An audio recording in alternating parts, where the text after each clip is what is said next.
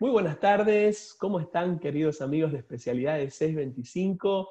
Una alegría enorme poder compartir estos próximos minutos con ustedes. Hoy tenemos un invitado muy especial, estoy muy expectante, muy entusiasmado con la conversación que vamos a tener hoy, pero como siempre les digo, la idea es que no va a ser una conversación entre el invitado y yo, sino que queremos que te involucres, que participes, que te sientas parte de esto. Verdaderamente lo hacemos con todo nuestro corazón para que puedas ser inspirado, desafiado por esta charla. Así que nos encantaría que nos cuentes desde qué ciudad te estás conectando, en qué área de la iglesia servís, y por sobre todas las cosas, si tenés alguna consulta o pregunta, estamos listos con el equipo de especialidades para responder a tus inquietudes. Estoy desde la ciudad de Dallas, conectado directamente con la bellísima isla de Puerto Rico, y tengo la alegría enorme de poder conversar en este momento con un amigo de Especialidades 625, alguien que durante todos estos años ha estado colaborando, compartiendo de su experiencia en el servicio a la iglesia local allí en Puerto Rico y en otras partes, pero también específicamente sirviendo a la comunidad. Así que hoy vamos a hablar de esto que es clave. Está presentando su libro más reciente, que se llama justamente con Especialidades 625, al ratito les vamos a hablar más de eso, se llama Drogas, Prevención y Esperanza. Y les cuento un poquito acerca de él. Gaby Morales, así como lo conocemos todos, José Gabriel Morales Quiñones, comenzó en el servicio comunitario a los 6 años. Bueno, eso ya me intrigó de por sí, ¿no? Quiero preguntarle cómo fue eso. Comenzó a participar de viajes humanitarios, despertó todo eso en él, un interés especial por las comunidades marginadas. Ahí entre comillas, esa otra palabra que vamos a recorrer durante la conversación hoy. Continuó trabajando en Puerto Rico con niños, personas sin hogar, adictos, trabajadoras sexuales, jóvenes expuestos a conductas de alto riesgo. Ha sido líder comunitario, organizador y consultor para entidades sin fines de lucro, fundaciones, municipios, empresas privadas e iglesias. Él es escritor, conferencista. También organiza desde el año 2012 TEDx, allí en Puerto Rico, TEDx Youth en Puerto Rico, mentor de jóvenes universitarios y actualmente director ejecutivo de la Fundación Luis Miranda Casañas.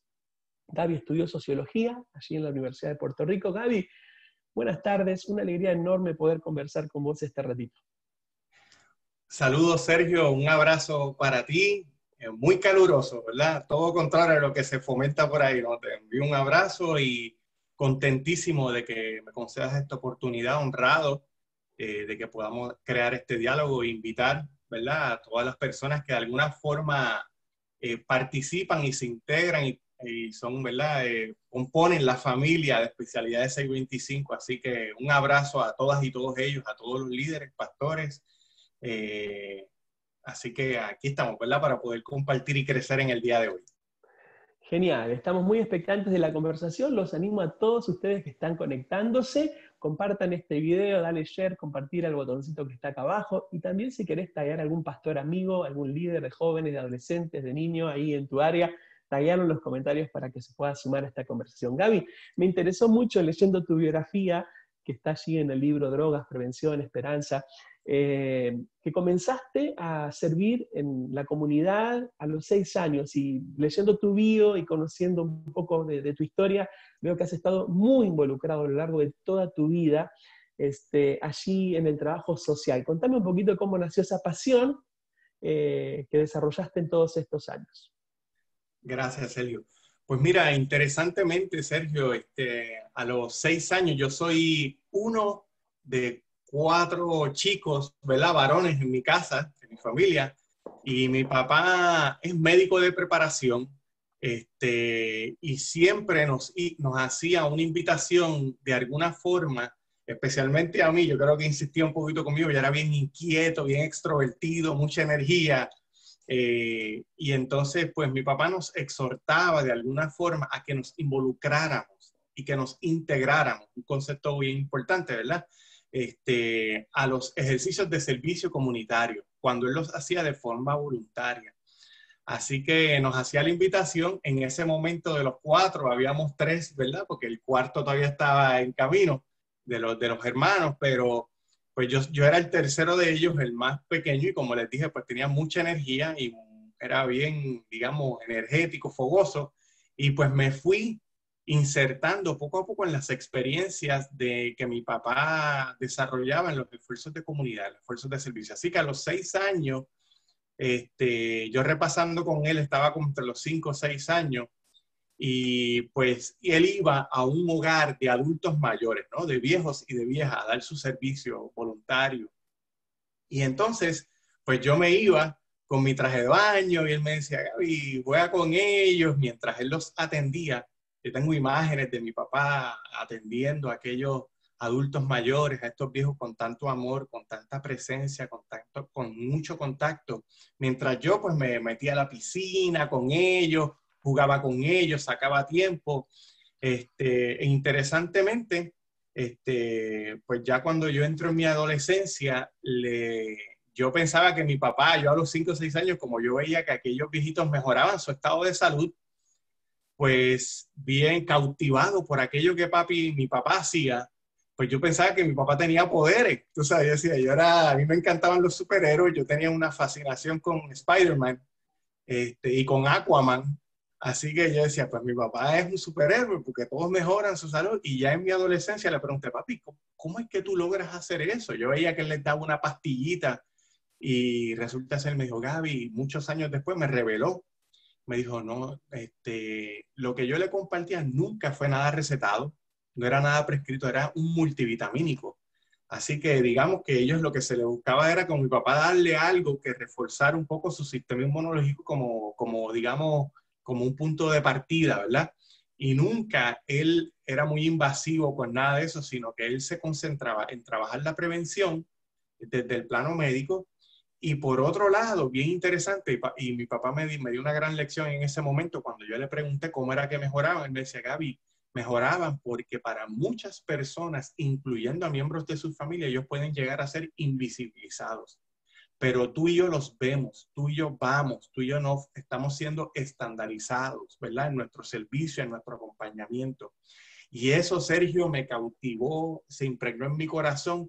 Y de ahí en adelante es que yo vi la importancia de que nuestros esfuerzos de servicio a la comunidad sean consistentes, ¿verdad? Porque de esa forma es que veremos resultados. Así que de alguna forma eso me marcó mi vida, así que de ahí en adelante, un poco más adelante, yo empecé en mis propias aventuras, ¿verdad? Ya no con mi papá, sino yo buscando qué yo tenía que podía compartir con la comunidad y que la comunidad podía invertir en mí también, ¿verdad? Uno tiene que ir con el corazón abierto, ¿verdad? Para poder recibir también.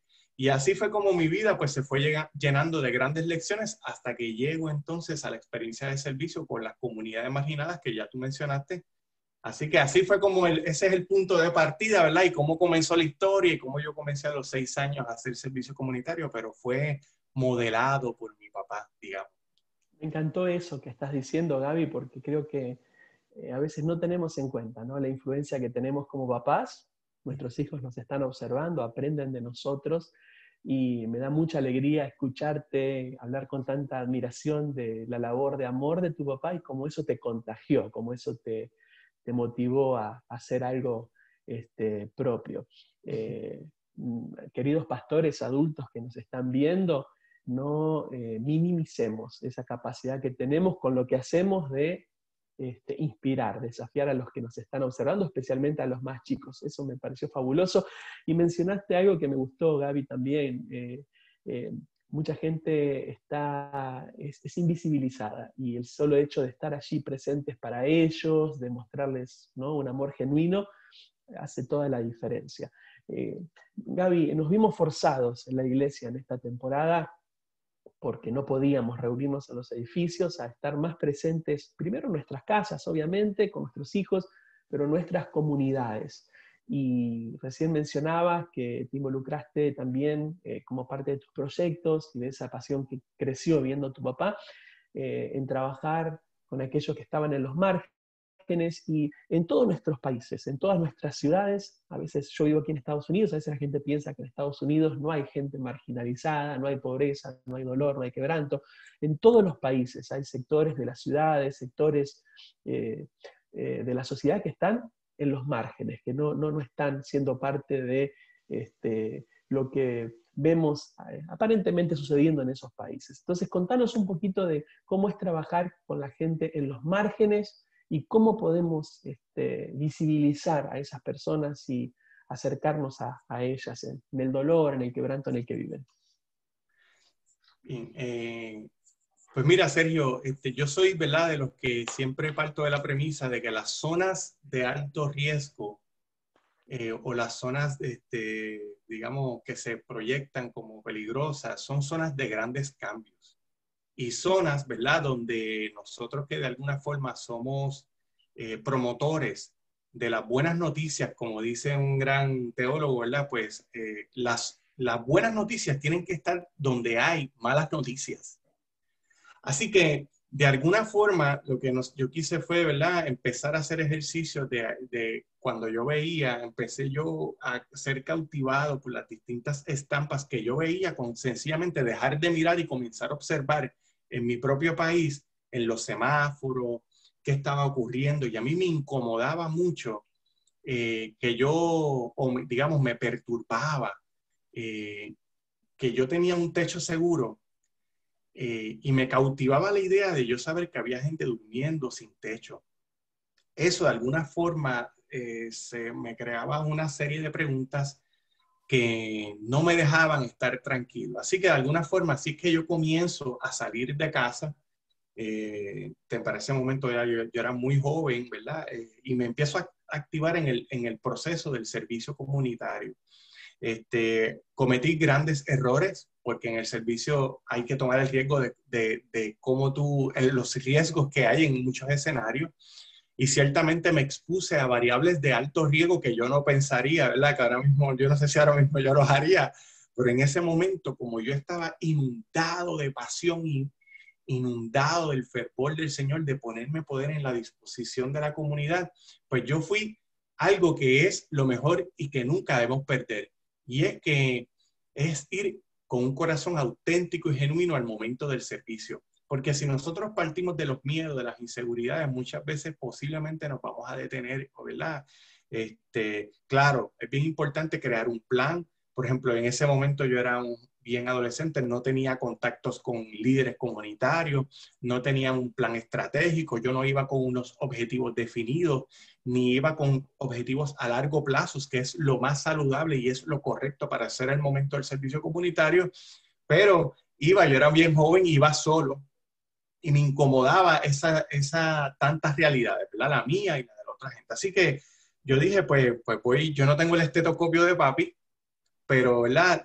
Sí tengo la disposición de corazón y así comencé, hasta que ahí fui escuchando a través de ese ejercicio bien liberador ¿verdad? De poder escuchar y no oír, ¿verdad? De poder observar y no mirar, de poder hacerme presente y no invisible en medio de las circunstancias, de las variables que sufre la comunidad marginada, pues ellos te van abriendo y te van presentando, ¿verdad? Y uno como buen estudiante y como buen oyente empieza a documentar esos procesos.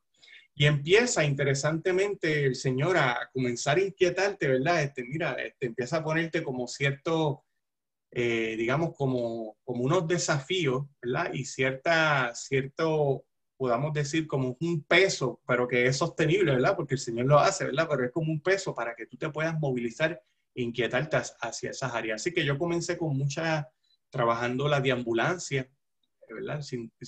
Los síntomas el problema de la deambulancia y con adicciones. Así que esos dos fueron los escenarios. Yo me fui conociendo y veía ese dolor y quería hacerme presente en medio de ese dolor. Así que fui conociendo, fui peregrinando hasta que en un momento dado, yo a la misma vez hacía viajes a otros países de misiones humanitarias de servicio a Ghana, África, ¿verdad? México, Nicaragua, Venezuela, iba a República Dominicana, pero entonces yo me veía también que estaba haciendo muchas cosas afuera, pero como me enseñó un maestro precisamente de escuela bíblica, me dijo, Gaby, ¿cuándo tú vas a hacer eso aquí adentro? Y yo le decía, pero es que aquí en la iglesia, yo me quejaba mucho de que la iglesia estaba muy detenida, pero me dijo, pues si no sabemos, mire lo que me dijo ese maestro, me dijo, pues enséñanos. Y así que yo entonces empecé como que a diseñar algunos esfuerzos de cómo hacerme presente en medio de los dolores. Iba visitando comunidades marginadas, pero a la misma vez me iba exponiendo a comunidades donde no necesariamente había una situación, digamos, una condición de enfermedad como las adicciones. Así que iba aprendiendo de los esfuerzos colectivos de la comunidad y a la misma vez iba enfrentando cómo esos problemas se iban creando un peso sobrenatural sobre los hombros de aquellos que sufren una marginación al extremo, ¿verdad? Con severidad. Entonces, pues yo dije, pues mira, yo creo que desde ahí empezó entonces la marca en mi vida de yo entonces ver posibilidades alternativas y de encontrar dentro de los problemas qué opciones y qué formas podemos incursionar para traer soluciones asertivas, eficientes y que de alguna forma abrieran la esperanza en medio de tanto problema, ¿no? Yo soy de los que creo que si hay un problema, siempre hay una situación que carga el corazón de las personas y de alguna forma los sumerge en el problema o en su vicisitud, pensando, por ejemplo, en las adicciones. Pues si hay algo que los lleva, pues entonces me toca a mí yo exponer a ese ser humano, sea joven, sea adulto, a múltiples puertas de esperanza. Y en alguna de esas puertas, el ser humano y la esperanza se van a volver a abrazar. Y ahí yo tengo que estar bien atinado, bien asertivo para poder entonces servir entonces, ¿verdad? Como decía Philip Brooks, ¿no? Yo no voy a cargar a la persona, sino infundirle la suficiente energía para que la persona pueda sobrellevar la situación, su propia situación. Yo no lo voy a cargar ni voy a crear una dependencia, sino que lo voy a exponer e impulsar a que esa persona pueda sobrellevar su situación. Así que es una cuestión, ¿verdad?, de poder escuchar, de poder tener mucha sensibilidad, de poderse saber que uno va para zonas muy incómodas, pero son zonas donde hay grandes cambios y que el Señor siempre está con uno y que hay esperanza. Fantástico. Bueno, ahí nos estás animando a todos, podemos comenzar simplemente, como decías, ¿no? Escuchando, no solamente oyendo, ¿ok?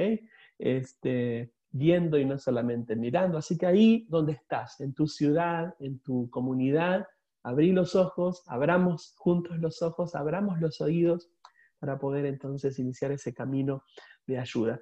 Ya voy a ir al libro, Gaby, antes. Las estadísticas son increíbles, la parte teórica es fundamental, obviamente, para poder entender esta problemática, pero detrás de cada número, detrás de la teoría, hay personas que sufren, personas que tienen adicciones, y particularmente en esta temporada de pandemia se ha incrementado, ¿no?, el consumo de estupefacientes, el consumo de alcohol y otras tantas cosas que tienen que ver con problemáticas psicológicas, mentales y demás. Antes de ir al libro, me encantaría que me cuentes alguna historia de alguna persona, de algún chico que te encontraste allí en ese trabajo de amor, en la comunidad, sufriendo de adicciones, y si nos contás un poquito el proceso con esa persona y algunos de los resultados que viste en el tiempo de ese acompañamiento.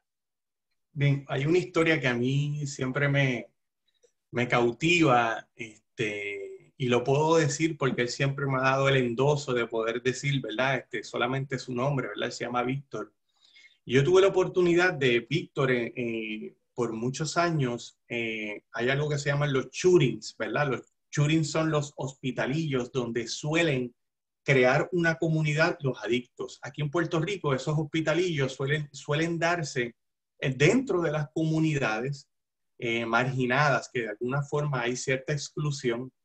E interesantemente, en medio de tanta discurso, estas comunidades tienden a unirse entre ellos.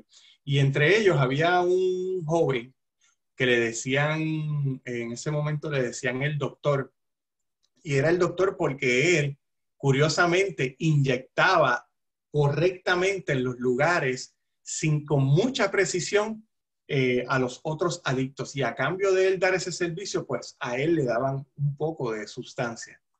Entonces, y eso suele pasar, ¿verdad? Es parte de las dinámicas de cuando la gente empieza a compartir, ¿verdad? Dentro de los escenarios de adicción. Interesantemente, en el mundo de las adicciones uno sabe que cuando una persona te abre la puerta, mira, yo quiero cambiar, yo quiero hacer esto, yo quiero hacer una modificación de conducta, o yo quiero dejar de usar, o yo quiero ir a un detox, ¿verdad? Pues tú sabes que esa puerta es, sí, aunque tú lo hayas hecho 1000 veces y esa es la 1001 tú lo tienes que intentar y tienes que ir con la misma fuerza y con el mismo ímpetu. En ese momento se dio, digamos, la bendición de que este participante, que era el doctor, pues me dice, mira, yo llevo mucho tiempo en esto y yo realmente quiero un cambio. Todos nuestros esfuerzos y nosotros en ese momento, la organización que yo trabajo tenía un centro de desintoxicación disponible, así que logramos de alguna forma coordinar con él para ir al próximo día y así fue, así lo hicimos. Fuimos al otro día y lo logramos llevar y yo tuve la alegría de poderle acompañar en ese proceso. Teníamos una buena relación porque le dije, esa buena relación se da producto. Yo le llamo ya, cuando tú eres consistente, ya yo no le llamo relación, y cuando tú eres auténtico y te interesas más en la persona, más que en la droga, yo le llamo a eso que tú das un salto de la relación al vínculo.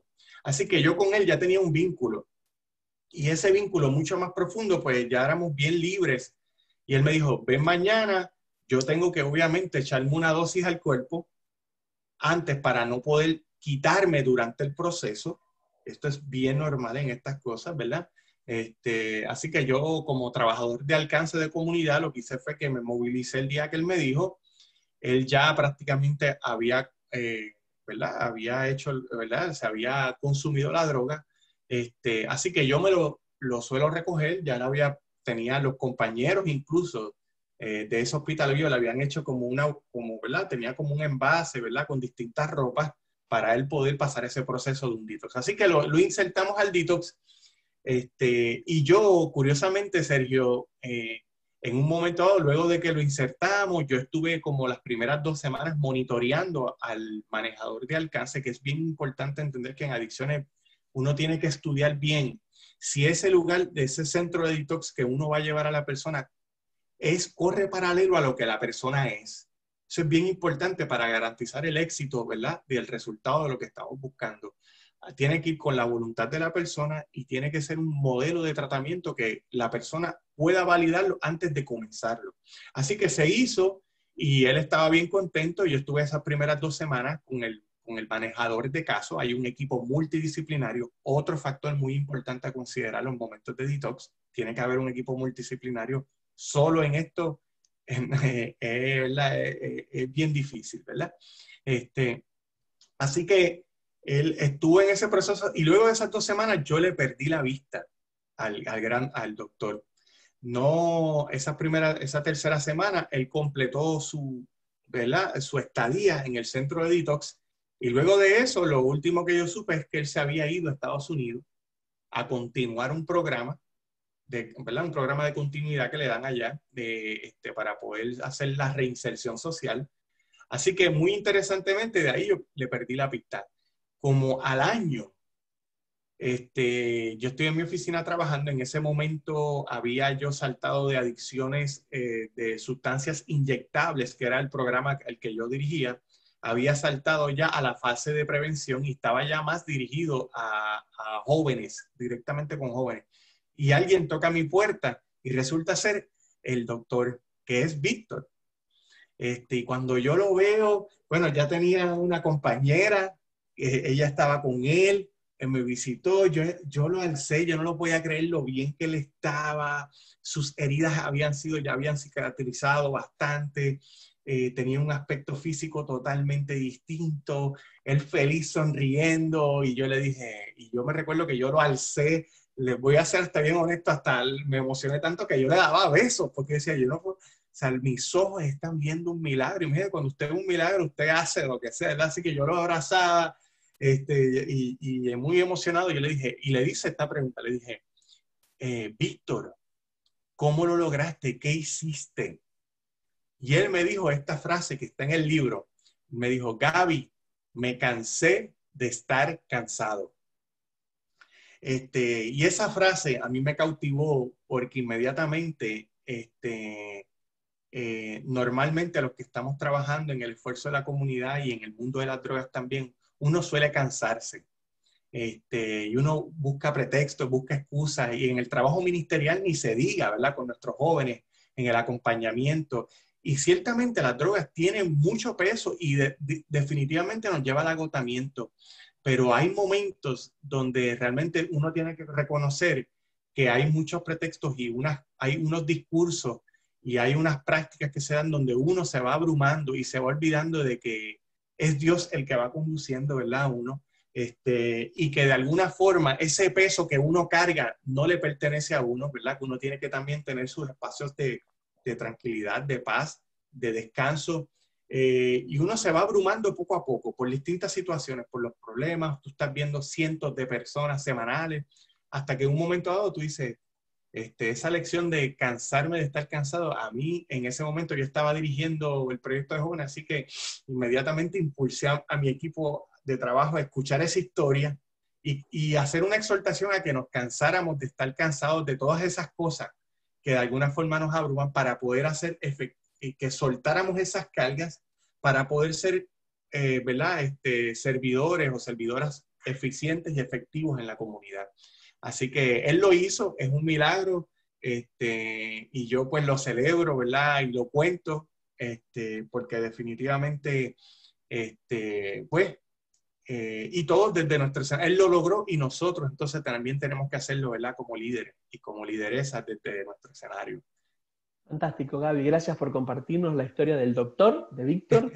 Nos anima mucho. Les cuento a todos los que nos están viendo, a ver si ahí lo pueden ver. Yo ya lo tengo descargado aquí. Se ve como borroso porque es tridimensional. La portada está fantástica. Este es el nuevo libro de Gaby Morales. Se llama Drogas, Prevención y Esperanza. Drogas, Prevención y Esperanza. Ahí lo están viendo mejor, creo. Drogas, Prevención y Sí. Esperanza.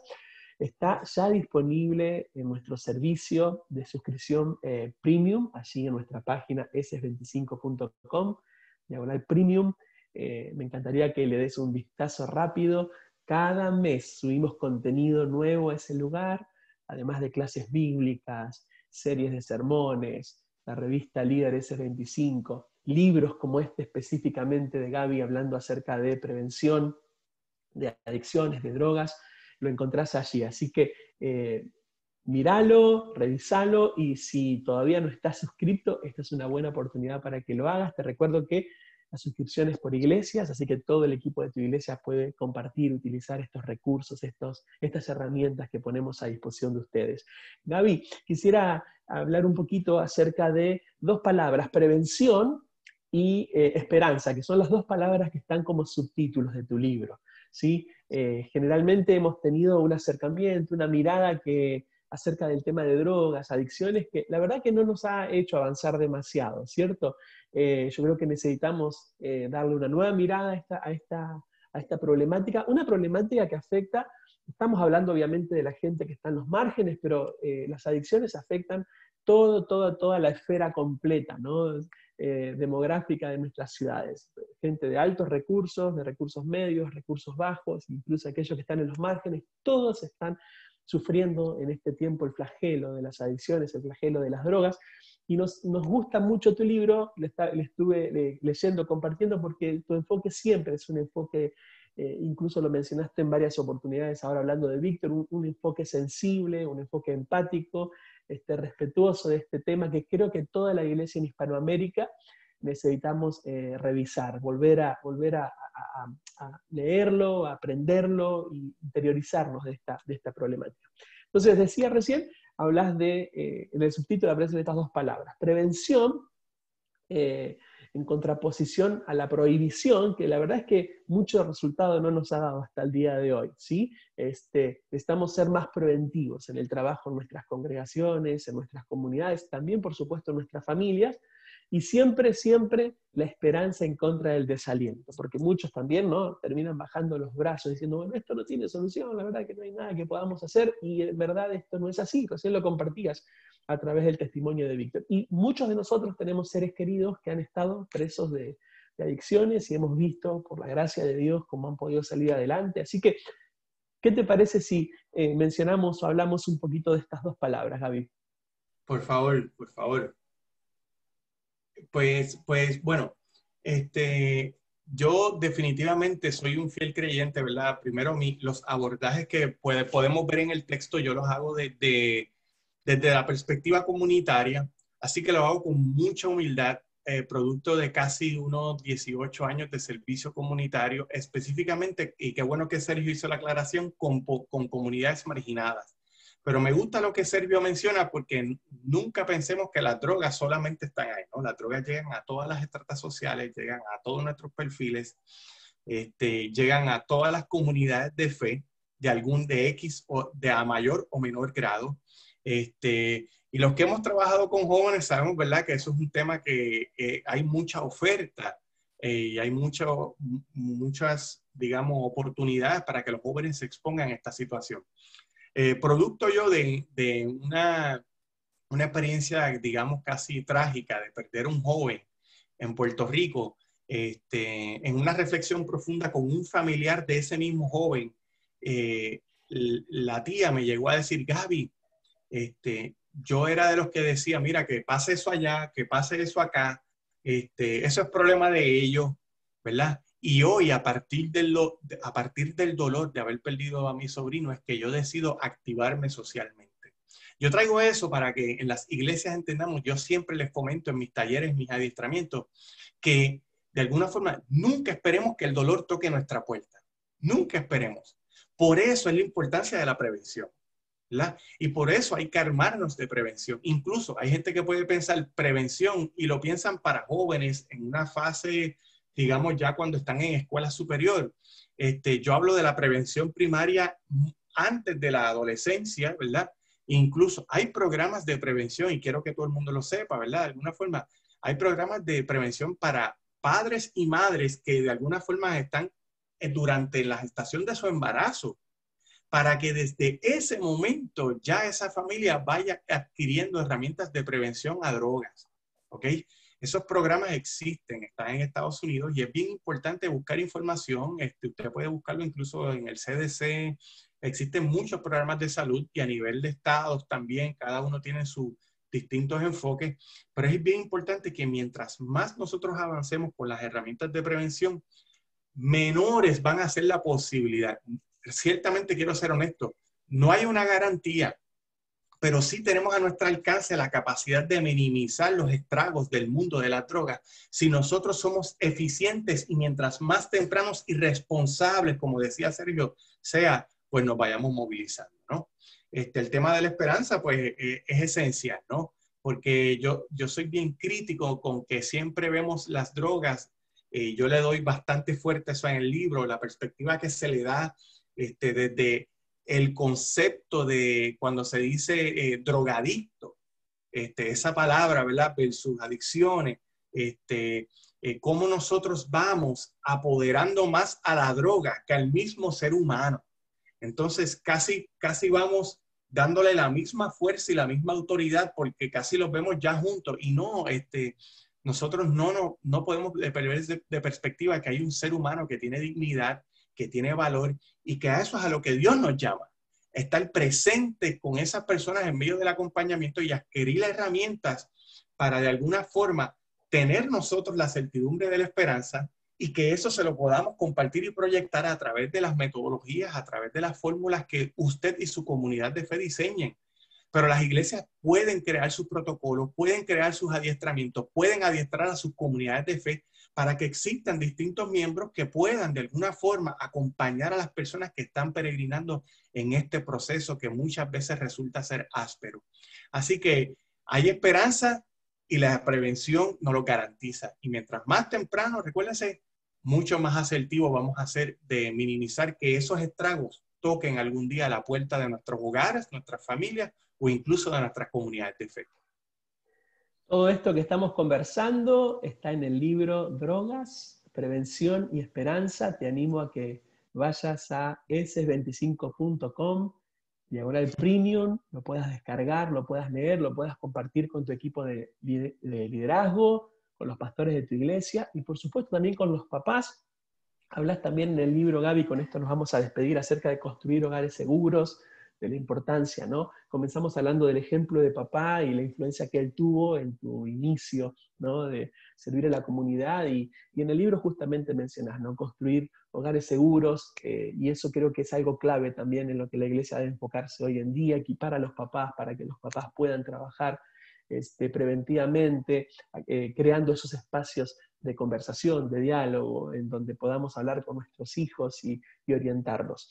Gaby, quiero agradecerte por tu tiempo, pero además de tu tiempo de charla, que he disfrutado muchísimo, la verdad, aprendiendo de lo que Igual, has Sergio, igual. estado haciendo, agradecerte también, agradecerte por tu servicio a la comunidad, por el trabajo que has estado haciendo por tantos años. Y la verdad que mientras yo te escuchaba, ¿no? Mi oración es que muchos Gaby Morales se levanten en nuestras iglesias en toda Hispanoamérica, en Europa, en Sudamérica, Centroamérica, Norteamérica. Necesitamos más personas como vos involucradas en el servicio, con un corazón sensible, empático, viendo cómo trabajar de manera efectiva. Y también en el libro, muchos van a descubrir formas efectivas de acercarse a estas problemáticas. Así que creo que es un buen puntapié inicial para que en muchos que están sintiendo, ¿no? Allí en su corazón este llamado a hacer algo más, a salir fuera de las paredes de los edificios de nuestras iglesias, involucrarnos, ver, observar, mirar qué podemos aportar. Creo que este es un buen puntapié inicial para que muchos de ellos puedan comenzar. Así que te agradezco por eso que nos compartiste, y terminamos con algunas palabritas de consejos para los papás, que también son pastores, son líderes, de cómo pueden crear o generar un ambiente seguro en sus hogares, y con esto nos despedimos, Gaby. Sí. Pues miren, pues yo le diría a los padres y madres, ¿verdad? Que de alguna forma es bien importante conocer a nuestros hijos. Y cuando digo conocer, implica conocer sus factores de las cosas esenciales y las que siempre celebramos, ¿verdad? Yo siempre utilizo 3 pilares con el joven, ¿verdad? Que nosotros podemos validarlos, reconocerlos y celebrarlos. Esa es la fórmula que yo utilizo incluso cuando estoy trabajando adicciones con un joven.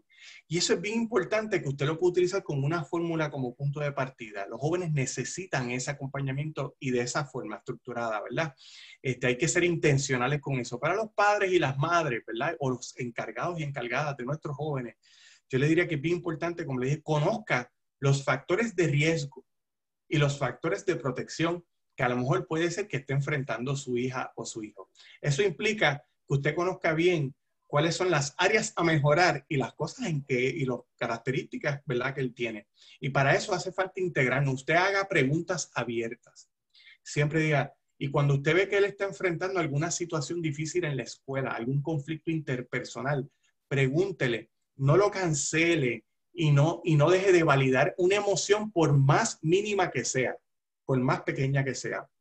Así que usted lo escuche, luego de que lo escuche, pregúntele cómo se siente. Ayude a validar ese sentimiento.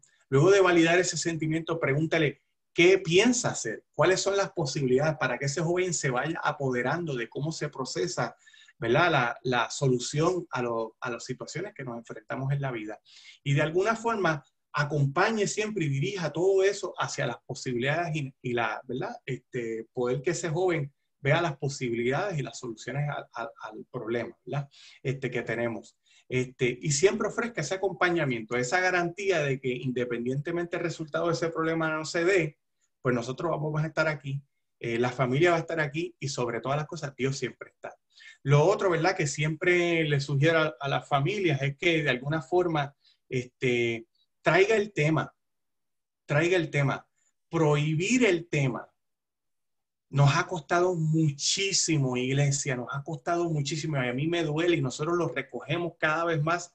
Recuerden, en Puerto Rico, la mayoría de la gente que está sumergida en el mundo de la droga, si yo celebro un culto al aire libre en Puerto Rico, la mayoría se saben las canciones, conocen la Biblia y te cantan los coritos a perfección. Y significa que muchos de ellos, la mayoría, han estado relacionados al mundo de la iglesia, ¿verdad? Así que eso lo traigo, ¿verdad? Porque es importante cómo nosotros conversemos este tema de antemano y que le hablamos a los jóvenes, ¿verdad? Desde unos aspectos teológicos saludables de cómo Dios nos acompaña en medio de nuestras vicisitudes. ¿Ok? Hay que apoderar a la gente con una perspectiva compasiva, misericordiosa, ¿verdad? Y que les habla a la gente de que Dios siempre va a estar en medio de nuestras situaciones, que no va a estar solo esa persona. Porque muchas personas que nosotros acompañamos en la calle pierden de perspectiva y piensan que porque tienen o se sienten, o un pastor le dijo algo, como que están endemoniados, otras cosas, y le siembran más peso. Eso yo le llamo el síndrome de la hiperdemonización. Porque la gente en la calle espera que en tener alivio en personas como usted y como yo, y de repente lo que hace es tener más peso y más carga. Y el Señor quiere de alguna forma liberar todo ese peso y todas esas cargas. Y usted y yo somos el vehículo para lograr eso.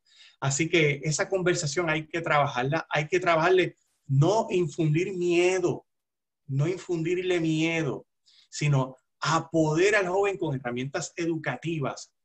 Adquiere usted, hay montones de módulos y montones de modelos que están en el libro, por eso es importante que usted vaya al libro a buscarlo, para que usted adquiera esas herramientas y usted al tener ese diálogo y esa conversación con su hija, mientras más temprano sea esa conversación, más asertivos van a ser los jóvenes en el momento de las decisiones. Y ahí me quiero detener en el último punto. Apodere y enseñar al joven a tener su criterio propio, a fomentar el pensamiento crítico, para que los jóvenes puedan decir un no con firmeza. Y cuando tenga las ofertas, recuérdese que usted ni yo vamos a estar siempre con ellos. Las ofertas van a llegar. Y que cuando si llegan a menor o mayor grado, ¿verdad? Porque las realidades son distintas en cada familia. Pero cuando lleguen, ese joven entienda que el sí y el no son decisiones asertivas. Yo siempre le digo a los jóvenes que aquella persona que fuerza o te hace sentir mal por tu no estaba lista para validar y respetar tu sí. Así que abrace el escenario de su familia, tome, ¿verdad?, este texto que con mucho amor, especialidades, ¿verdad?, 625 lo está poniendo a su disposición. Busque esa información, es una guía que de alguna forma le va a dar las herramientas que sabemos que su familia necesita.